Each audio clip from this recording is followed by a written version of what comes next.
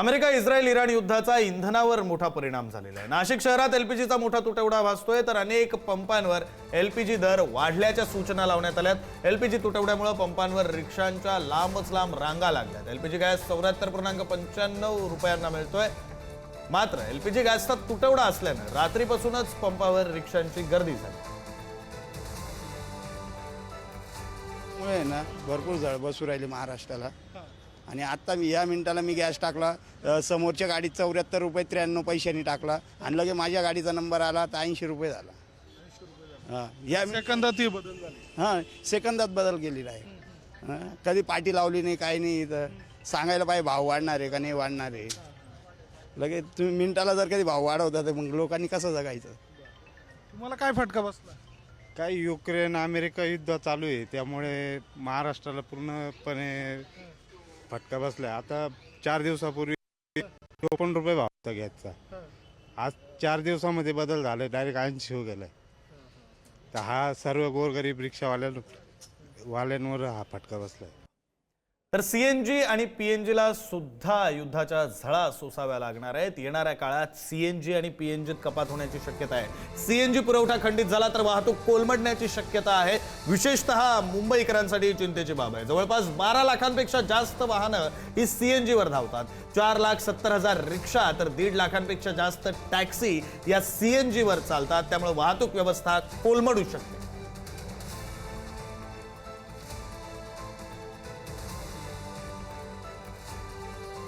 युद्धाचा महाराष्ट्रातील उद्योगांवर मोठा परिणाम होतोय। नाशिकमध्ये एलपीजी, पीएनजी, एमएनजीएलचा मोठा तुटवडा भासतोय। अंबड, सातपुरातील 100 पेक्षा जास्त कंपन्यांकडे एक दिवस पुरेल इतकाच गॅस शिल्लक आहे। एक दिवस पुरेल इतकाच गॅस उपलब्ध असल्यानं व्यावसायिक चिंतेत आहेत। कंपन्या बंद ठेवण्याची वेळ आलेली आहे। गॅस पुरवठादारांकडून अनिश्चित काळापर्यंत पुरवठा होऊ शकणार नाही असं अधिकृत मेल उद्योजकांना पाठवण्यात आलेले आहे। गॅसच्या तुटवड्यामुळे नाशिकच्या सातपूर आणि अंबडमधील छोट्या मोठ्या 200 ते 250 कंपन्यांवर परिणाम होतोय।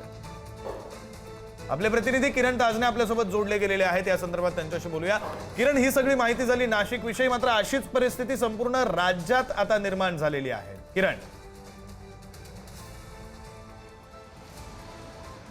खरं आहे विक्रांत, आपल्याला माहिती आहे की इराण इस्रायल या युद्धाचा जो परिणाम आहे तो थेट आता महाराष्ट्राला जाणू लागलेला आहे। त्याच्या झळा या सर्वसामान्यांपर्यंत पोहोचलेल्या आहेत आणि त्याचाच एक भाग म्हणजे जे उद्योग आहेत, वेगवेगळ्या MIDCमध्ये असलेले जे गॅसवर अवलंबून असलेले जे उद्योग आहे त्यांना याचा फटका मोठ्या प्रमाणात बसतोय। प्रामुख्यानं आजचा दिवस पुरेल इतकाच साठा जो आहे तो उपलब्ध आहे आणि त्यामुळे अधिकृतपणे त्यांना ईमेल प्राप्त होत आहे ज्या गॅस पुरवठा करणाऱ्या ज्या कंपन्या आहे त्यांच्याकडनं, आणि त्यामुळे आजचा दिवस निघेल मात्र उद्याचं काय अशा स्वरूपाचा प्रश्न या सगळ्या उद्योजकांसमोर उभा राहिलेला आहे। आणि परिणामी उद्याच्या दिवशी अनेक जे उद्योग आहेत ते बंद ठेवण्याची वेळ येईल आणि परिणामी अनेक जे कामगार आहेत त्यांच्यावर एकूणच नवं संकट देखील या निमित्तानं निर्माण होऊ शकतं।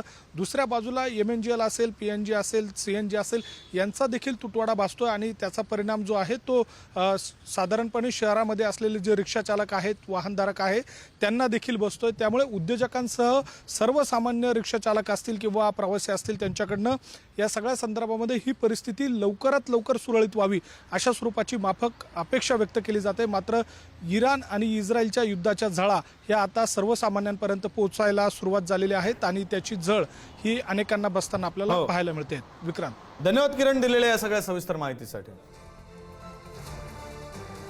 संभाजीनगरमध्ये सुद्धा काही वेगळी परिस्थिती नाहीये। 90% कंपन्यांवर टाळेबंदीची टांगती तलवार आहे। वाळूज MIDC मधील उद्योग कोलमडण्याची भीती आहे। गॅस टंचाईमुळे लाखो कामगारांच्या रोजगारावर अनिश्चितता आहे। आखाती देशात भडकलेल्या युद्धामुळे छत्रपती संभाजीनगरचे उद्योग नगरीला मोठी झळ बसताना दिसते। औद्योगिक संघटना मसीएचे अध्यक्ष गायकवाड सर आपल्या सोबत आहे। नेमकी परिस्थिती काय आहे इंडस्ट्रीची सध्या? गॅसचा तुटवडा निर्माण झाला मोठ्या प्रमाणात। आता तर म्हणजे गॅस सिलेंडर मिळणं फार अवघड झालेलं आहे। सिलेंडर नाहीच आहे कोणाकडे, रिफिलिंग होत नाही आहे। आम्ही काल एक मीटिंग घेतली होती, त्या मीटिंगमध्ये असं ठरलं की त्याला पर्याय काय असायला पाहिजे। आम्ही 2-3 पर्याय पण शोधले। डिझेलवर कन्वर्ट करता येते का, ज्या ओव्हन आहेत त्या, तर त्याला पण मग एक महिना 15 दिवस लागू शकतात। तर आपल्याकडे MIDC मध्ये BPCLची गॅस पाईपलाईन आहे, तर त्या गॅस पाईपलाईनवर काही कनेक्शन देता येतं का, त्याच्यासाठी आता आमचे BPLC चे जे अधिकारी त्यांच्यावर मीटिंग चालू आहेत. त्यांनी आश्वस्त केलं की आमच्याकडे सध्या महिनाभर पुरेल एवढा गॅस तुमच्यासाठी अवेलेबल आम्ही करून देऊ आणि मग कनेक्शन 1-2 दिवसात आम्ही आता लगेच सगळ्यांचे ॲग्रीमेंट वगैरे करून घेतोय ते इथं माश्यालाच आणि त्यांना 2-3 दिवसात किंवा 4-5 दिवसात कसे कनेक्शन इमिडिएट देतील त्याच्यासाठी आजची ही बैठक चालू आहे. आम्ही आमच्या इथंच त्यांच्या अधिकाऱ्यांना बसायला सांगितलंय आणि इथूनच ॲग्रीमेंट करून लगेच डिपॉझिट भरून तुम्ही एकदा कनेक्शन द्या म्हणजे आमचा पुरवठा आणि प्रोडक्शन व्यवस्थित चालू होईल. आज सध्या म्हणजे ज्याला आपण म्हणतो की तळ्यात मळ्यात असल्यासारखं आहेत. काही ह्या कंपनीतून एखादं सिलेंडर उचल, त्याच कंपनीतून एखादं सिलेंडर उचल आणि प्रोडक्शन काही कंपन्यांचं बंद आहेत, परंतु काही ज्या आहे एकदम इमर्जन्सीवाल्या त्यांचं थोडंफार चालू आहेत सध्या. इंडस्ट्री कोलॅप्स आता आमचं प्रोडक्शन बंद झालं तिथपर्यंत ठीक आहे, पण हे जे कामगार आहेत आता इथे काम करणारी इंडस्ट्रीमध्ये, आता आम्ही फक्त पावडर कोटिंगचं बघतोय तर पावडर कोटिंगमध्ये आज लगेच 7-8-10 हजार लोक बेघर होतील म्हणजे बेरोजगार होतील. संभाजीनगरहून मी सचिन जिरे, पुढारी न्यूज. नागपूरमध्ये गॅसच्या गोडाऊनवर छापा मारण्यात आलाय. नागपुरातील विविध भागामध्ये अन्न पुरवठा विभागानं तपासणी मोहीम राबवली. गॅस सिलेंडरचा काळा बाजार थांबवण्यासाठी तपासणी मोहीम राबवण्यात आली. तर नागपूरमध्ये गॅस एजन्सी आणि गोडाऊनवर धाड सत्र पाहायला मिळालं. काळा बाजार करणाऱ्यांवर थेट गुन्हा दाखल होणार आहे.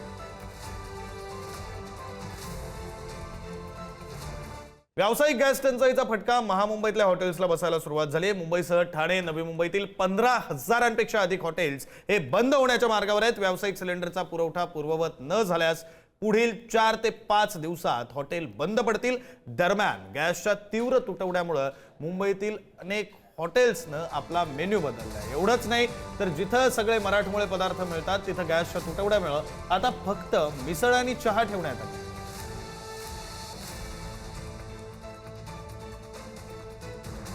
व्यावसायिक LPG टंचाईचा आता मुंबई पुण्यातल्या खानावळ हॉस्टेलमधील मेसला झळ बसू लागली. गॅस सिलेंडर टंचाईमुळे मुंबईतील खानावळींना टाळं लागण्याची भीती आहे. तर पुण्यातील हॉस्टेलमध्ये चुलीवर स्वयंपाक करण्याची वेळ आली. त्यामुळे विद्यार्थ्यांसह बॅचलर्सचे हाल व्हायला सुरुवात झाली.